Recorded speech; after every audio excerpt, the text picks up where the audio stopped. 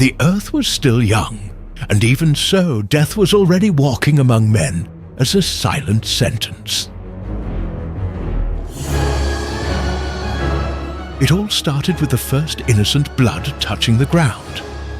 After that, generations were born and vanished like dust in the wind.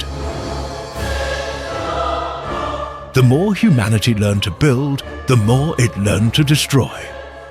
The more it grew on the outside, the more it rotted on the inside.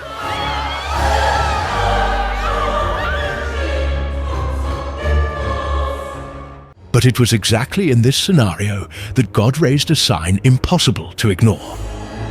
A man who would live 969 years. Methuselah.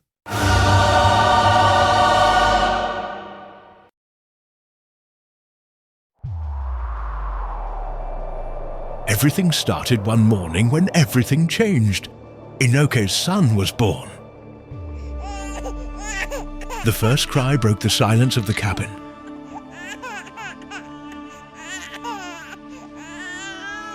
The baby was delicate, but opened its dark and deep eyes like mirrors of the night. Enoch felt a fear that was not just ordinary fear. Enoch's wife, still breathless, held the child to her chest and asked almost in a whisper, "What will the name be?" Enoch paused, as if he were listening to something beyond the crackling fire. "Your name will be Methuselah." The next day, the sun rose red behind a thin mist. The village woke up to hammers, stones being dragged, voices arguing about fences.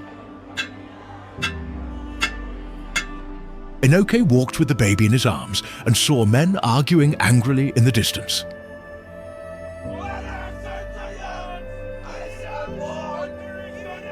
The glint of a makeshift blade cut through the light.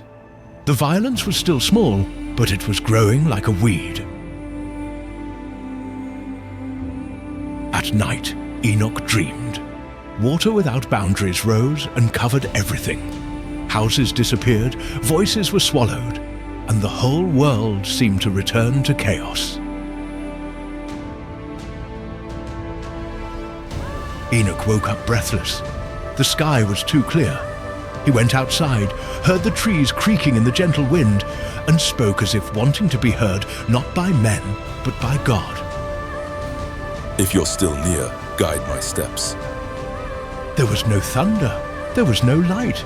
There was a sudden steady peace, like an invisible hand over the heart.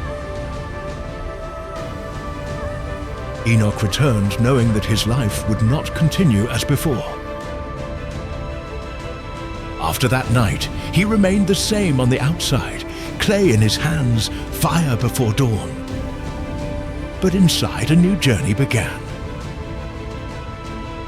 He started going out at dawn and climbing the hill where the wind blew freely.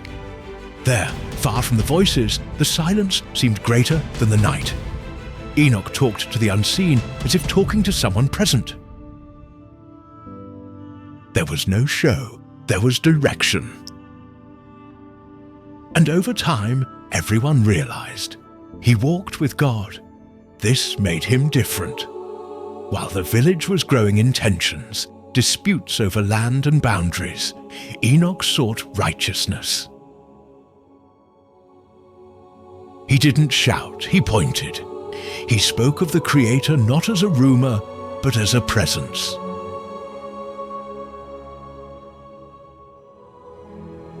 Some laughed, others looked away, and some approached in secret, tired of guilt and afraid of the future.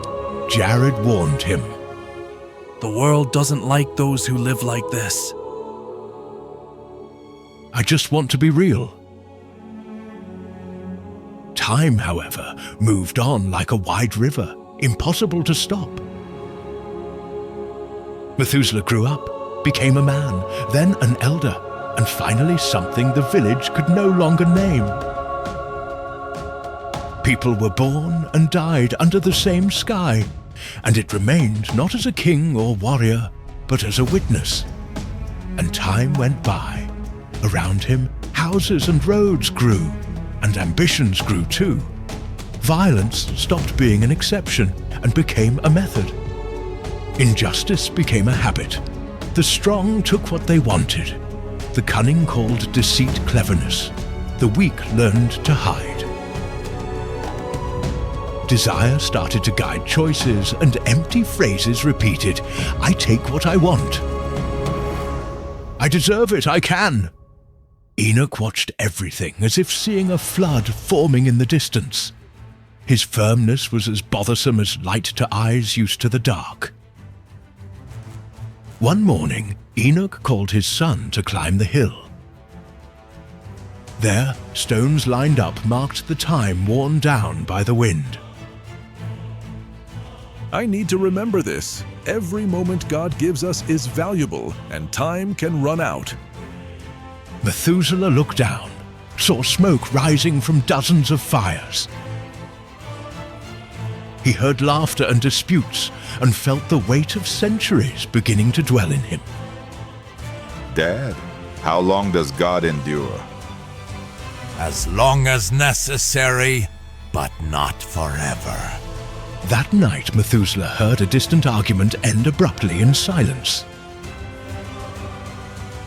He remembered his father's dream, waters without borders. And for the first time, he understood that his longevity was not a reward, but a warning. Before dawn, he left, faced the darkness and whispered, hoping to be heard from above. If there's still time, use it. So, he made another mark on the stone, recording that the sky clock keeps ticking.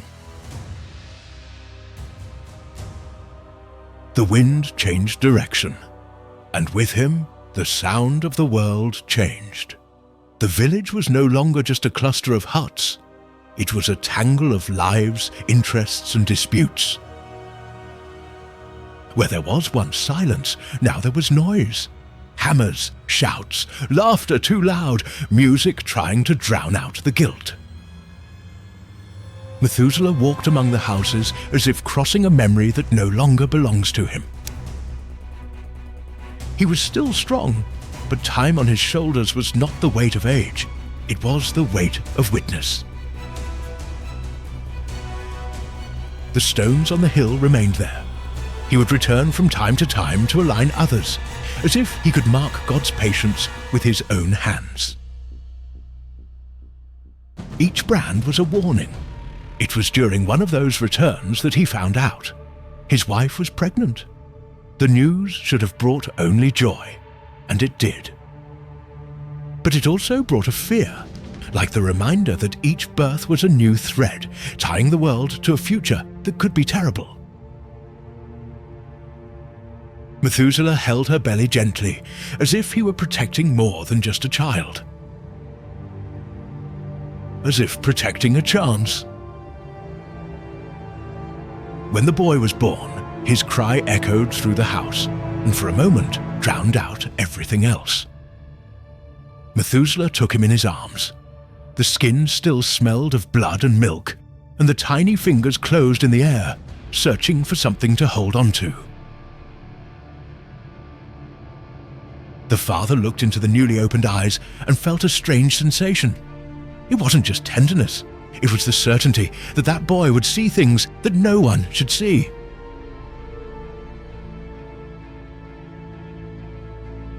Lamech grew up in a time of abundance.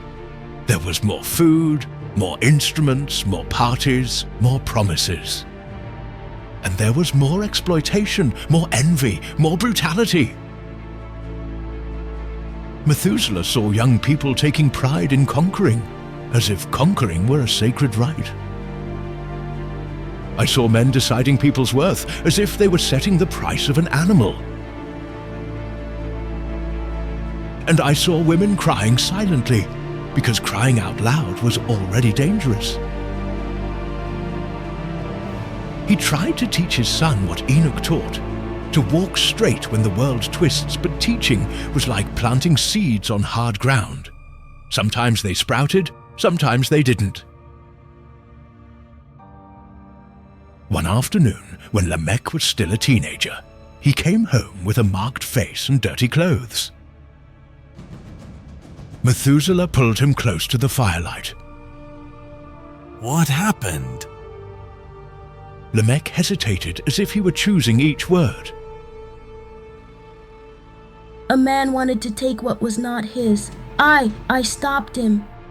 Methuselah saw his son's hands trembling, not out of fear, but from contained anger.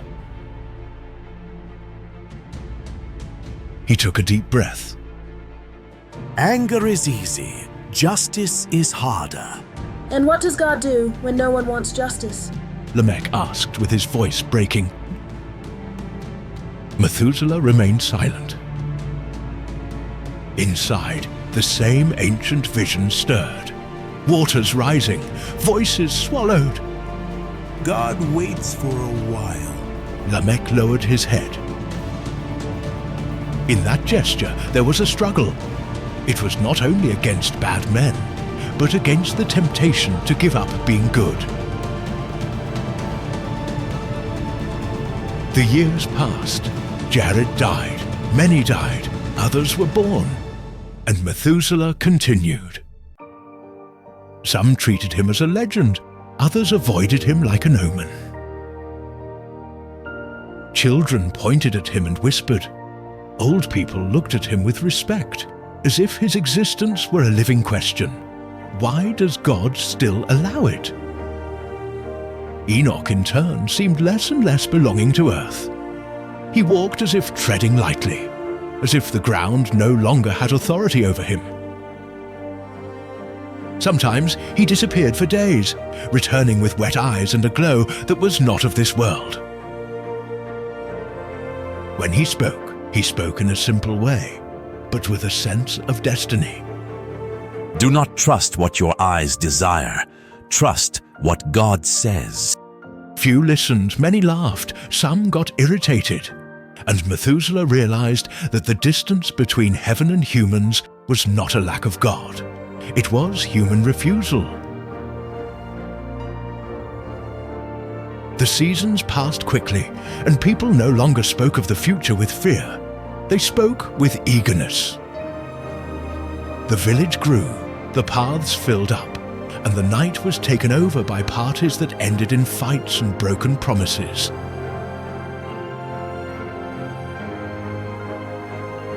Methuselah watched everything with the weary patience of someone who saw the beginning and perceives the end approaching. Enoch, however, remained different. As the world became noisier, he became quieter. There were moments when he stopped, as if listening to footsteps that no one else heard.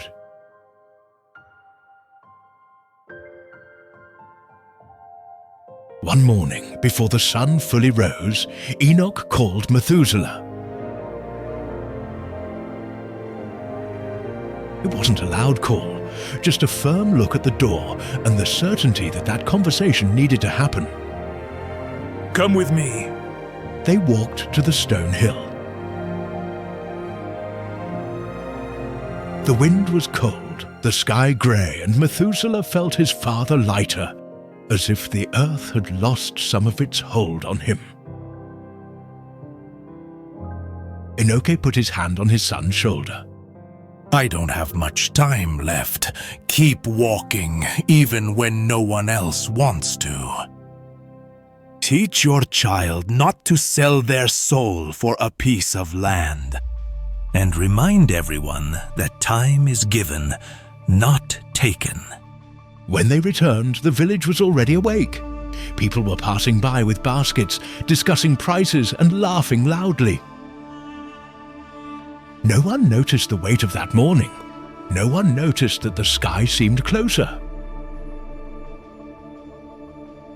In the days that followed, Enoch started walking alone more often.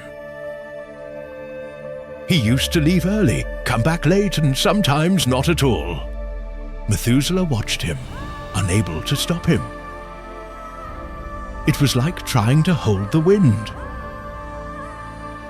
So came the afternoon when Enoch left and did not return.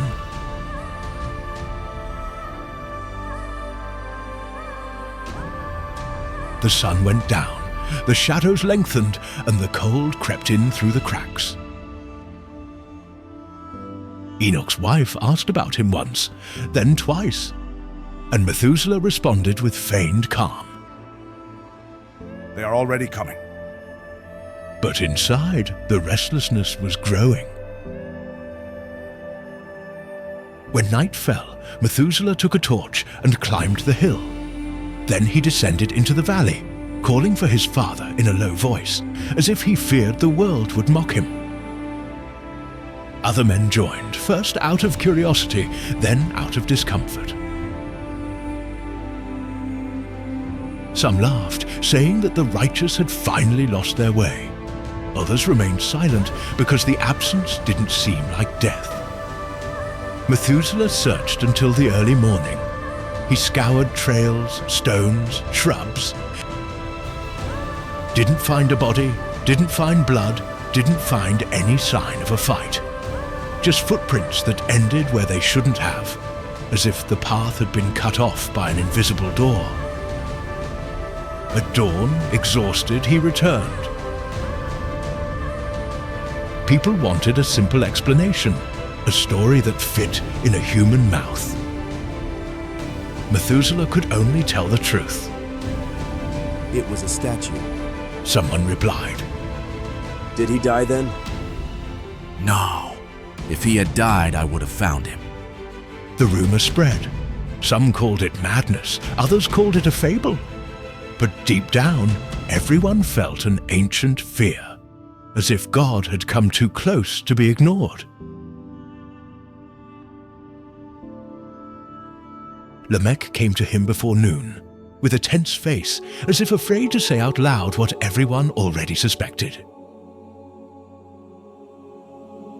Around, some men made the sign to ward off bad luck. Others looked away. The news was not just a loss, it was a warning. If God could take a man for himself, he could also take the world for judgment. That night, Methuselah stood alone before the stones on the hill. The wind passed through them like a whisper of farewell. He knelt, touched the ground, and realized it was trembling, not from cold, but from reverence. If Enoch had not been found, so life could end without death. And if that was possible, it was also possible that the judgment was real. Methuselah stood up slowly and looked at the sky. What do you want from us? There was no reply in words. But there was one certainty. Time was passing more quickly. And somewhere, the future was already preparing the name of a boy who would be born as a promise of rest. The void left by Enoch did not close. It hovered over the village like an open door that no one dared to cross. Some pretended that nothing had happened. And they returned to the parties, the deals, the land disputes. Others began to speak in whispers, because the absence of the righteous reminded that the sky was still watching. Methuselah continued living, but now he lived with a wound. It was not just longing, it was a constant foreboding.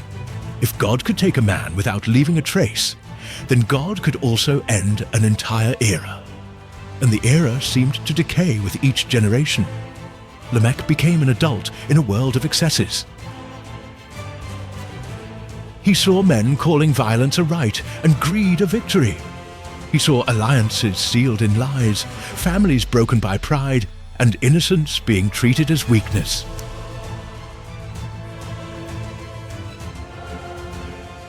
Even so, Lamech carried an internal struggle. He wanted to remain whole where everything around was falling apart. Methuselah watched him, and sometimes he saw a glimmer of resistance in his son, small but real. So, when Lamech had already lived enough years to have seen wickedness repeat itself like a cycle, his wife became pregnant. The news spread through the house like fire. For the first time in a long time, Methuselah felt something akin to hope. Not naive hope, but desperate hope, like finding water in the desert. On the night of the birth, the sky was heavy and the wind was warm, bringing dust. Lamech's wife was yelling, and each scream seemed to challenge the world itself. When the baby's cry finally filled the room, the sound was like a rupture, a start in the middle of the end. Lamech held his son with trembling hands. The boy was small, but there was a quiet strength in him. His eyes opened, reflecting the fire of the lamp, and for a moment Lamech stood still, as if remembering everything he had lost and all that could still be lost.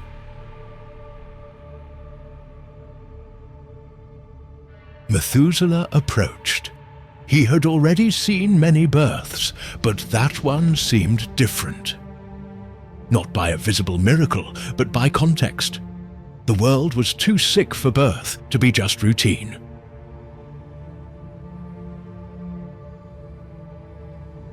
Lamech took a deep breath and spoke as if declaring a war against despair.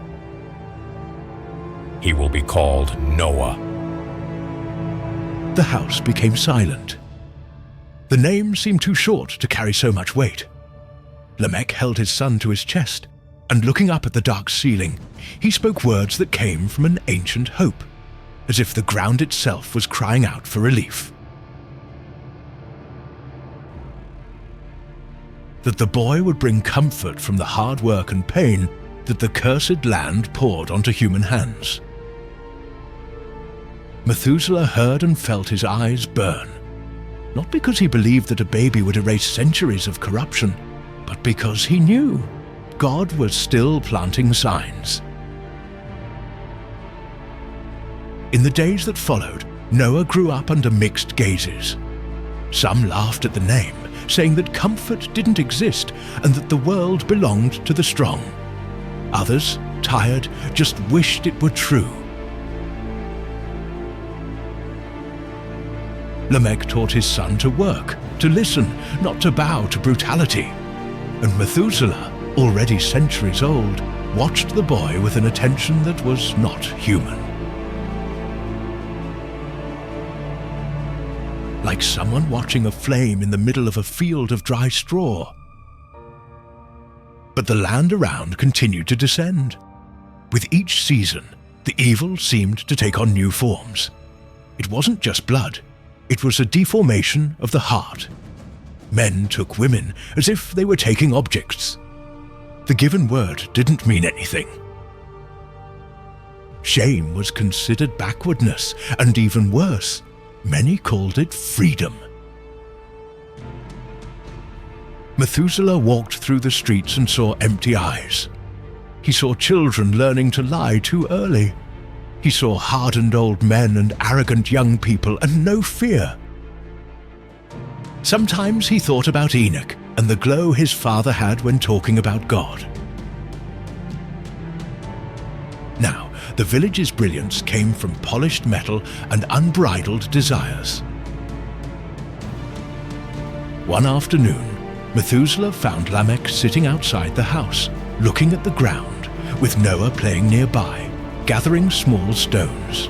Noah lifted a stone and placed it on another, forming a small tower. The gesture was simple, childlike. Even so, Methuselah felt as if he was seeing an omen. Someone building patiently amidst the chaos. That night, when everyone was sleeping, Methuselah returned to the hill and touched the old stones. He added one more slowly, as if giving a final warning. And staring at the sky, he felt the same certainty that had haunted him since Enoch's disappearance. Time still existed, but it was running out. In the distance, thunder without rain loomed. Methuselah closed his eyes and understood. God was calling a man, and it would be Noah in silence. Wickedness didn't arrive all at once. She spread like smoke, entering through the cracks, getting used to the eyes. What used to cause shock became common. What used to be shame turned into a joke. And when the night fell, it wasn't just the sky that darkened, it was the intentions. Methuselah crossed the streets and saw the same scene repeated with new masks. Strong men deciding fates, drunken voices calling cruelty a right. Families trading their own honor for security. The land seemed fertile, but the heart of humanity was. It was then that the sky in silence weighed upon creation. At that time, Noah was already a grown man. He was not perfect in the eyes of others, but there was something rare about him, a boundary. When everyone chased excess, he stepped back. When everyone laughed at fear, he kept the fear, and that isolated him. On a quiet morning, as the wind blew dust over the fields, Noah paused. Not from fatigue, but from the impact. It was as if a presence took his breath away. He didn't see a form, nor hear a human voice, but he understood that God was speaking. And this understanding came with a weight that bent his knees. The message was not comfort, it was truth. God saw, God measured, God was not distant.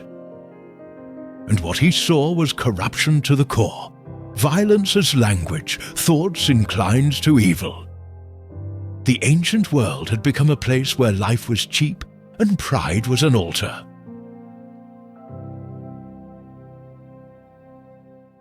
Noah went home with a pale face. The wife noticed that something had changed, but he couldn't explain it right away. How to put into words the sound of a sentence. How to tell that the time of patience had a date. That night, Methuselah sought him out. The old man carried centuries in his gaze and recognized in Noah's expression the same premonition that once burned Enoch. Methuselah closed his eyes for a moment. Part of him wanted to deny it. Another part knew that denial would be an insult. He opened his eyes and simply asked, What God commanded. Noah took a deep breath, as if each word had to pass through stone. A chest. The word sounded strange, like something from another world. But at the same time, it was simple. A place of refuge, a form of salvation in the midst of judgment. God was not just ending, he was offering a way. Noah described the plan as if reciting something recorded inside. A large wooden structure made with measurements, compartments covering door, and an opening for light. Nothing there was done on a whim. Everything was order. And with order came a somber promise. The waters would come. The world would be forcibly washed. The violence sown by men would return like a flood. Methuselah felt the ground disappear. For a moment, he saw the old vision, now without fog. Submerged houses, swallowed screams, absolute silence. And in the middle, a distant flame. The same flame that Enoch dreamed of. Now it had a name, Ark. God also spoke of a covenant, not as a pact made with crowds, but with a man willing to obey when the whole world preferred to laugh. And he commanded that Noah should not build for himself alone, but for his household, his wife, his children, and their wives. Salvation in that plan would be familiar and heavy, like carrying hope on one's back. Then came the detail that no one would believe if it wasn't recorded in Noah's consciousness. Creatures would be preserved. Animals of all kinds would enter, guided by a logic that was not common instinct, but decree. The ark would not only be a shelter, it would be testimony that God could start anew without losing what he created. Noah listened and accepted, and the acceptance hurt because it meant farewell to the old world, even before the waters. The next morning Noah started, not with spectacle but with obedience. He chose wood, marked the land, measured the space, and raised the first beams. Each tool stroke was an announcement. The neighbors came to see, first curious, then mocking. They called Noah crazy, cowardly, a man stuck on ancient stories. Some laughed out loud to avoid hearing their own heart. Noah didn't argue. He continued. And Methuselah, watching from afar, understood with sorrow. The greatest division would not be between rich and poor, strong and weak. It would be between those who treat the word of God as noise and those who treat it as life. On the hill of stones that afternoon, Methuselah added another mark. His hand was shaking, not out of weakness, but out of awareness. Time was running out, and for the first time, he didn't ask himself why he had lived so long. He understood. He lived to see the plan come to life. The ark seemed small to the people, but enormous over time. In the beginning, it seemed like just a man building something extravagant in the middle of the dry land. Then the beams grew, the sides rose, and the structure began to cast a shadow where previously there was only dust and sun. Each day added weight to what Noah was doing and peeled away a new layer of scorn from those who watched. The first to approach were the curious ones. They passed by slowly, assessing the measurements, trying to understand the logic. Some people asked with false innocence, Noah, what are you building? A house for giants? He replied without theatrics. A refuge. Refuge from what? Noah paused for a moment, as if weighing the value of honesty against mockery, and said, Of the judgment. The word was enough to spark laughter, loud laughter, cruel laughter, nervous laughter. The kind of laugh that tries to push fear inside. The ark became a topic of conversation. Where they once discussed harvests, they now talked about the crazy wood guy. Where they used to talk business, now they made up stories to ridicule Noah. Some said he wanted to be king of a ship. Others said he had heard voices. Others claimed it was a trick to get more workers. And in the midst of everything, Noah kept going. Hammer, rope, cut, fit, obedience. Methuselah watched in silence. He had already seen humanity create all sorts of tools, fences, weapons, but he had never seen someone build with the conviction of one who answers to the heavens, the mockery. Over time, it turned into persecution. Some started to disrupt the work. They stole tools, untied ropes, knocked down piles of wood. Noah gathered everything and started again. It wasn't passivity, it was persistence. It was as if each attack proved that the world couldn't stand the memory of God. Once, a group of drunk men appeared at dusk, laughing, pushing each other, throwing small stones at the structure. One of them shouted, Noah, when that water comes, call me. I'll swim in. The others laughed. Noah stood still looking at them. For a moment, his silence was heavier than any speech. So he just said, I won't be able to call later. The laughter decreased, but it did not turn into regret. It became irritation. One of the men spat on the ground and left. As the ark grew, something strange started to happen. Some who mocked began to avoid passing by, not out of respect, but out of discomfort. Noah also changed. He became more sober, spoke less, and slept little. There was in him a weariness that did not come from the body, but from the weight of obeying alone in front of an entire world. His family helped, but the spiritual loneliness was his, and even so he kept going.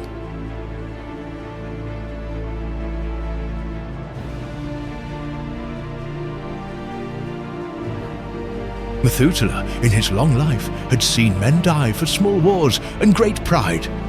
Now there was a man living for an order. And this was rarer than any longevity.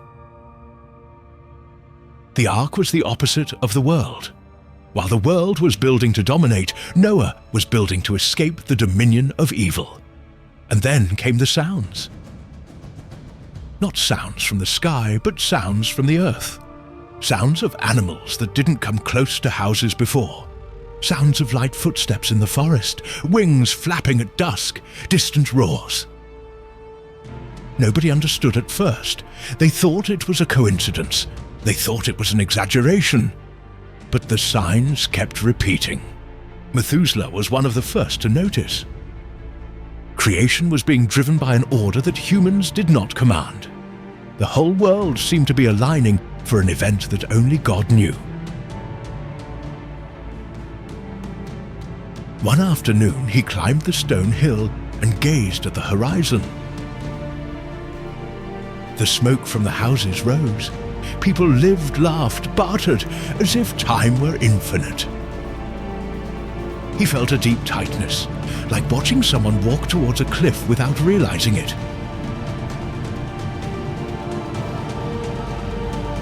When he came down, he passed near the ark and saw Noah working silently, his face hardened by responsibility. Methuselah approached and, for the first time in a long time, spoke as if confessing something that no one would understand. I have lived too long to see this, and yet it seems little. Noah stopped, looked at him and replied, Time always seems plentiful until the day it runs out. At twilight, the sky turned a strange color like burnt bronze. The wind brought a damp smell that did not match the land. And in the distance, a thunder rumbled, not as a theatrical threat, but like a door being slowly closed. The ark was almost ready, and the mockery, although still alive, began to sound weaker. Not because the people believed, but because the very air was changing. And in the silence between each strike, Noah was building more than just wood.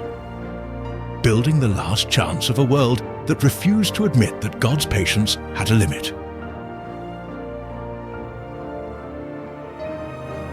The world didn't stop to witness its own downfall.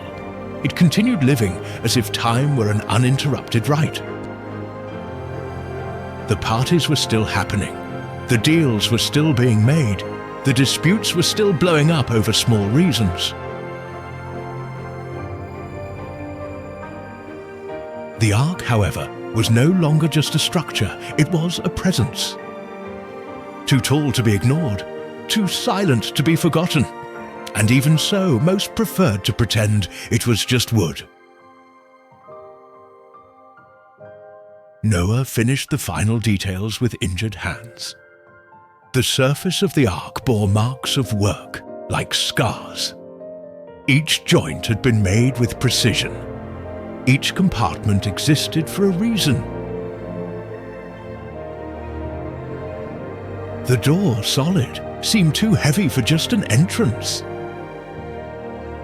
It was a line between two destinations. In those days, the wind came differently. Sometimes it blew moist, like a promise of rain. Sometimes it blew dry and hot, like the last breath of a world still trying to be normal. There were nights when the sky seemed lower. There were early mornings when the silence seemed to hold its breath.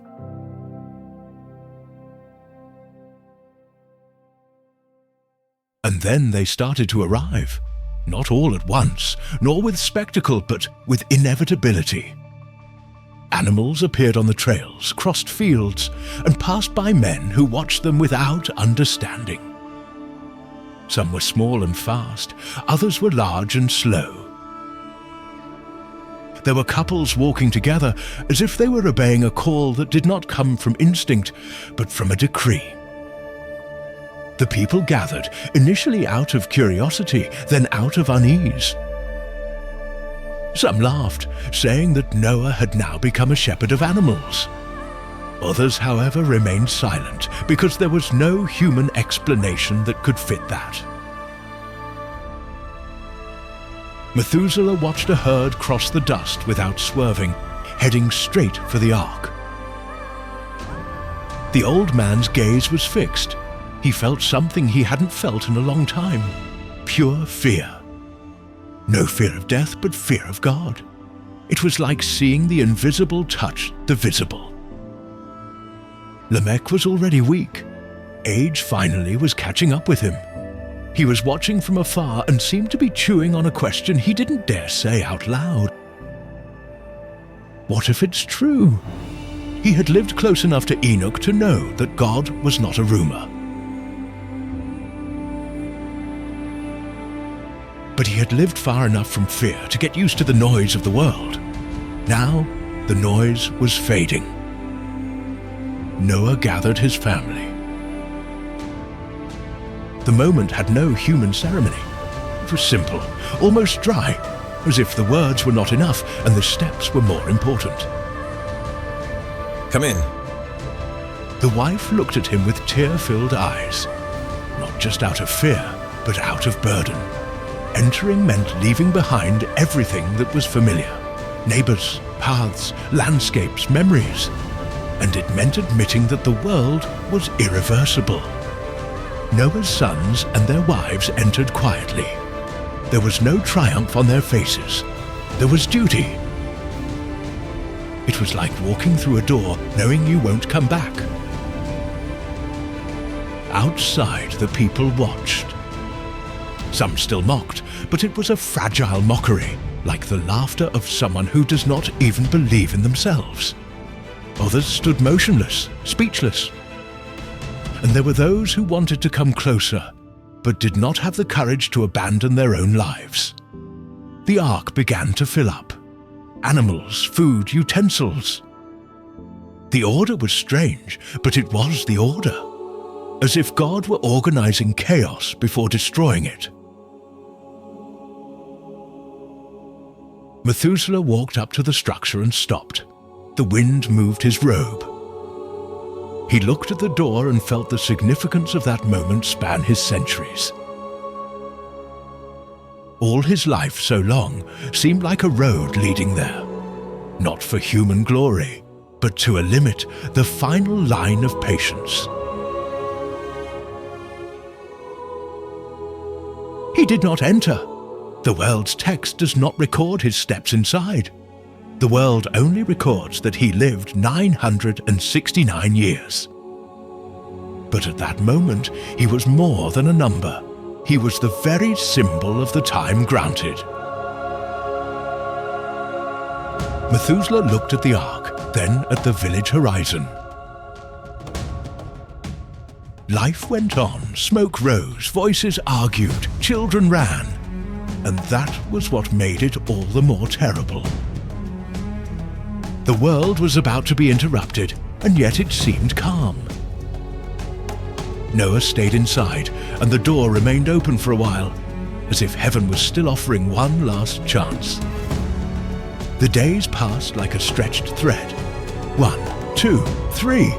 The ark stood still, people getting tired of watching, some returning to their routines.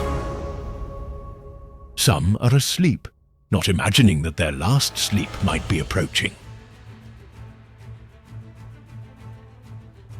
And then, on the seventh day, something changed.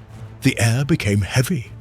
Not like before, really heavy, as if the atmosphere was getting ready to fall. Clouds appeared and did not dissipate. They gathered, thickened, darkened.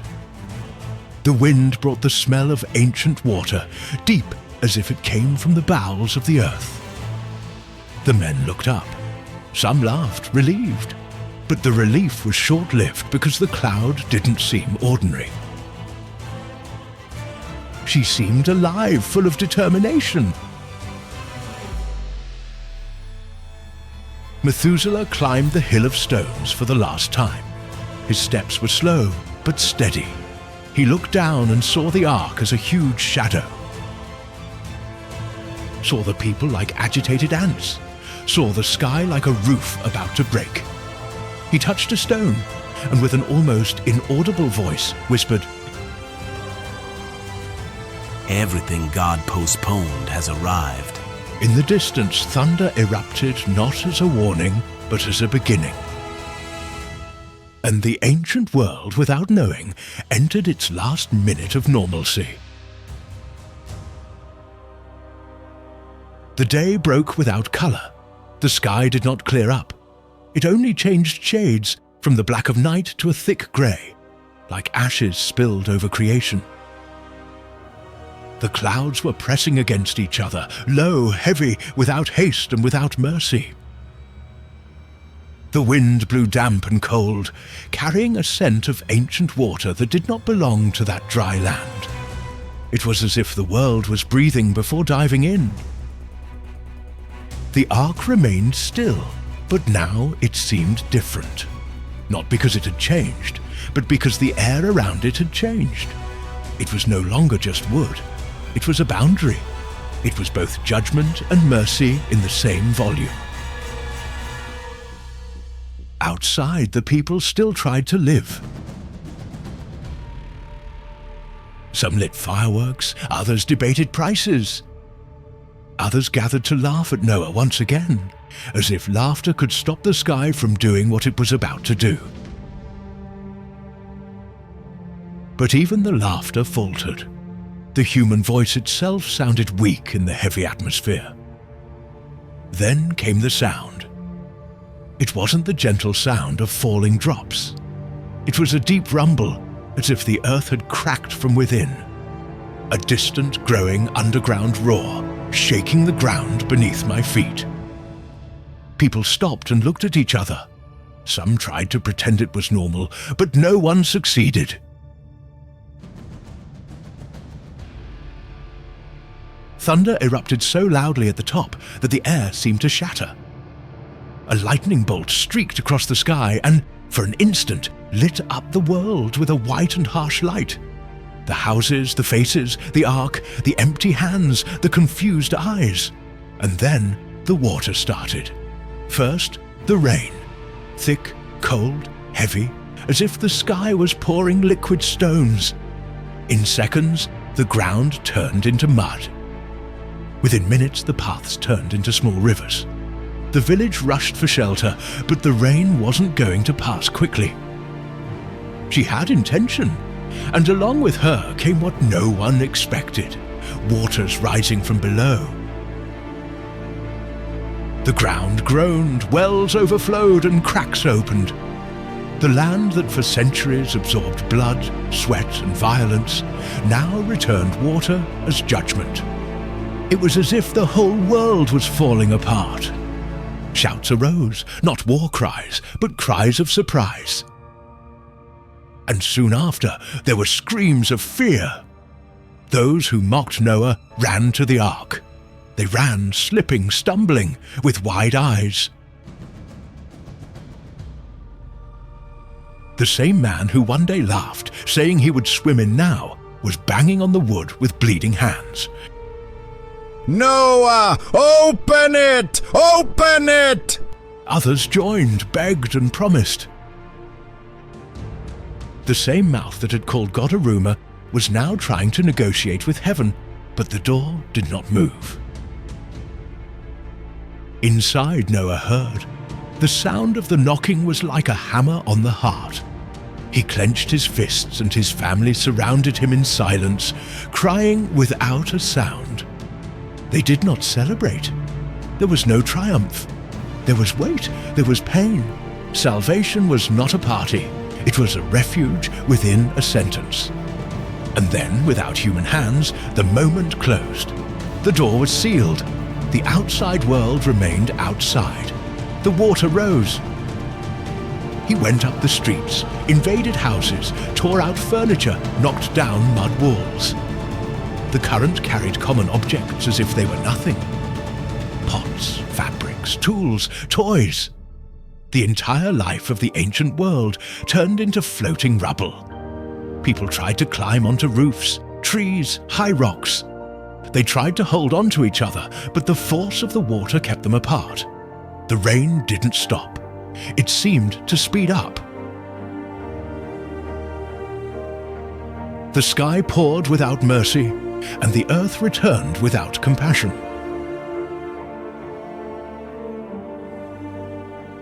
On the hill of stones, Methuselah stood. The wind pushed him. The rain hit his face like a whip. He watched the village being swallowed and felt something beyond words. It was not just sadness, it was understanding. He remembered the father who walked with God. Remembered the silence, remembered the marked stones, and realized that his life had always been an interval. 969 years of interval, a time given for humanity to repent, a time extended beyond what seemed possible. A time that many wasted by calling patience weakness. The water was already touching the base of the hill. Methuselah closed his eyes for a moment. There is no record of his last words, nor of his fall. The document mentions him with the simplicity of a number, and simplicity is brutal. He lived and died. The movie, however, understands the symbol without inventing what was not said. He does not need a final speech. His silence before the court is the message itself.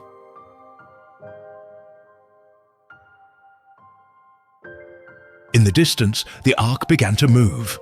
Light, floating, lifted from the ground as if it were just another creature obeying the decree. She rose above the waters while the world around was sinking. Days went by without sun. The water covered fields, covered paths, covered hills, covered memories, covered pride, covered names. And the sky, once distant, now seemed as close as one's own breath. Not because God had changed, but because man had finally lost everything he used to distract himself. The ark went on, outside a storm. Inside, silence, breathing, life preserved. The creation that had been dragged into corruption was now guarded by wood and faith. And when the ancient world disappeared underwater, one truth stayed above the flood like a final echo. God did not delay because he was weak. He was late because he was patient. Methuselah, the man who lived 969 years, was not just a human record. He was the living proof that heaven waited. And the flood was the final proof that when heaven decides, it follows through.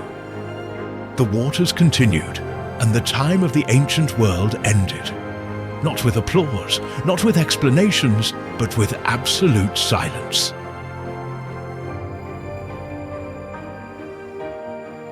Above this silence, a floating ark was saying without words that God could still start over.